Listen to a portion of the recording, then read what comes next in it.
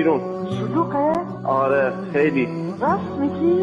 خیلی تیراندازی هم دارن میکنن. یعنی میکشن؟ اصلا نمیکشن، صدا تیر رو میشنوی؟ آره بهنام تو رو قرآن بهنام. مامان تو بانک مسلسل دیگر اثر ندارد، به مادرم بگویید دیگر پسر ندارد.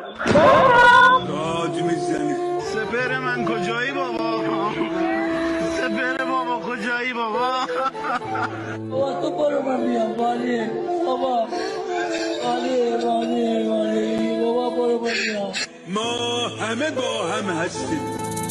لالای لای لای عزیز، لالای دار ندار، خدا خیرش نده هر کی که کردی درد بار.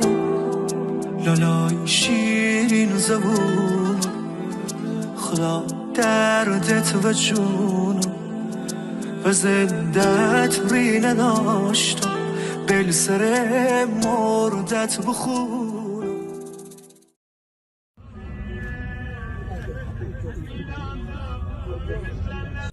جاویدنام شدن در 18 و 19 دی ماه در مشهد. به سر مزار حکام رفتیم به صورت ناشناس، گلی بر مزارشون گذاشتیم. تعداد زیادی پیام داشتیم از بهشت صحرای تهران که گفتن با وجود اینکه میدونیم هر طور بوده یاد ایران رو زنده نگه داشتن و برای خودتون پیام گذاشتن. گفتن اولین چیزی که هستید ما برای انسان سقوط جمهوری اسلامی سرنگونی اون هستش.